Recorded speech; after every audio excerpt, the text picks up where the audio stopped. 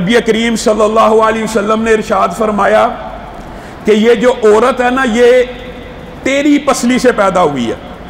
بعض عورتیں دور حاضر میں اس بات کو بھی ناپسند کرتی ہیں، جی ہمیں یہ کہہ دیا کہ تیری پسلی سے پیدا ہوئی. اور جو بات نبی کریم سمجھا رہے ہیں اس کے اوپر غور تو کرو.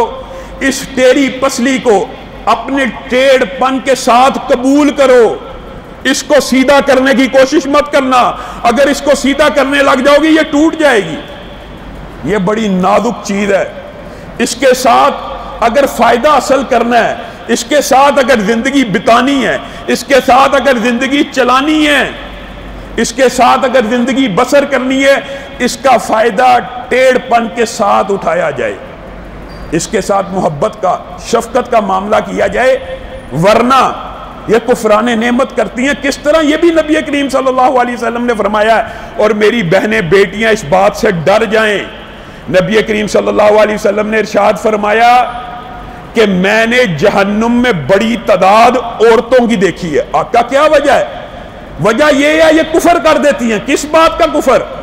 ان کا خامند ایک عرصہ ان کو کھلاتا ہے، پلاتا ہے، کپڑے پہناتا ہے، جو خود کھاتا ہے وہ ان کے منہ میں ڈالتا ہے، ان کی خاطر مدارت کرتا ہے. ایک بات ناپسند آ جائے، ایک بات بری لگ جائے تو جواب میں کیا کہتی ہیں؟ ہم نے اس مرد میں کوئی اچھی بات دیکھی ہی نہیں، ہمارا خامند ہے ہی ایسا.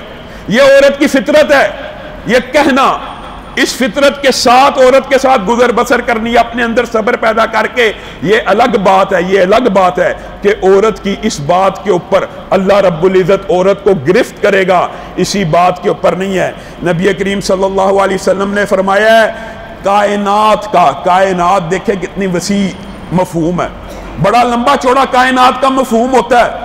کائنات کے کتنے خزانے ہیں انسان سوچ نہیں سکتا. ہمیں دنیا کے اندر ایسے لگتا ہے جیسے ہیرا ہی سب سے عمدہ خزانہ ہے اور ہیرا ہی سب سے قیمتی چیز ہے. نبی کریم صلی اللہ علیہ وسلم نے فرمایا کائنات کے جتنے خزانے ہیں نا ان میں سے سب سے بہتر خزانہ نیک عورت ہے. ایسی نیک عورت کہ جب مرد اس کو دیکھے، جب مرد اس کی طرف دیکھے وہ مرد کو خوش کر دے. کیا مطلب؟ ہماری بہنوں بیٹیوں کا رویہ، ایٹیچیوڈ اپنے خامندوں کے بارے میں یہ نہیں ہونا چاہیے کہ خامند سارے دن کے بعد گھر آ رہا ہے، آگے سے عورت نے بھی ماتھے پہ تیوری چڑھائی ہوئی ہے، بل چڑھایا ہوا ہے، جی تیری بہن نے یہ کیا، تیری والدہ نے یہ کیا، جی یہ معاملہ ہے. اور لوگوں صحابیات کی تربیت اس سے مختلف تھی.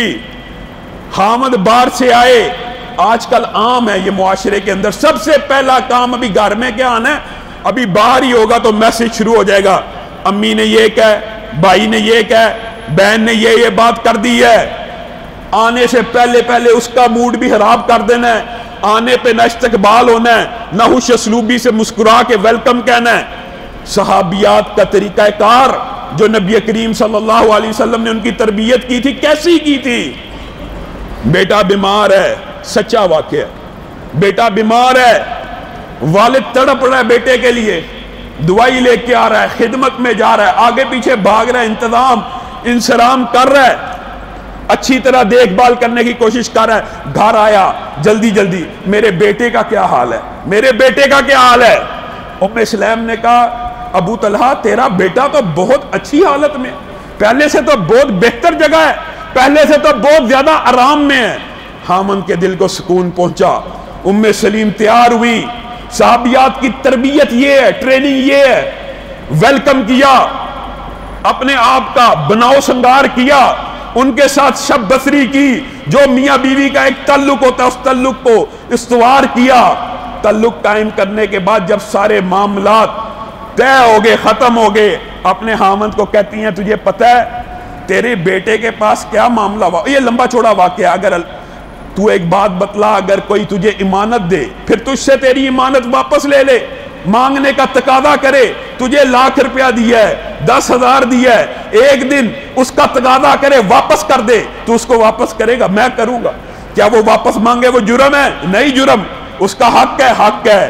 پھر رب نے ہمیں ایک امانت دی تھی، ایک بیٹا دیا تھا، پھر اس کا وقت آ گیا، جس نے امانت دی تھی اس نے امانت کو واپس طلب کیا، ملک الموت نے اس کی روح کو قبض کر لیا. تیرا بیٹا فوت ہو چکا ہے۔ خامن سر پکڑ کے بیٹھ گیا کہ تو نے میرے ساتھ کیا معاملہ کیا ہے؟ میں سارا دن اس کے لیے پریشان تھا، فوت ہوا تو نے اطلاع نہیں کی، تو نے میرے سے تعلق قائم کیا، غصے میں آ گیا، نبی کریم صلی اللہ علیہ وسلم کے پاس جا کے کہا میں تیری شکایت لگاؤں گا، تو نے میرے ساتھ اچھا نہیں کیا۔ کہا میں نے اپنی طرف سے بہت اچھا کیا۔ نبی کریم صلی اللہ علیہ وسلم کے پاس مقدمہ گیا، نبی کریم صلی اللہ علیہ وسلم مسکرانا شروع ہو گئے، کہا تیری بیوی سے تو رب بھی راضی ہو گیا ہے، تیری بیوی سے تو رب بھی راضی ہو گیا ہے، جا اس شب بصری کے نتیجے میں محمد صلی اللہ علیہ وسلم تجھے بہتر بدلے کی دعا دیتا ہوں۔ لوگوں صحابیات کی ٹریننگ یہ ہے۔ پھر مورخین نے لکھا ایک امانت واپس لی تھی، اسی عورت سے اللہ نے ابو طلحہ کو 9 کڑیل جوان بیٹے دیے۔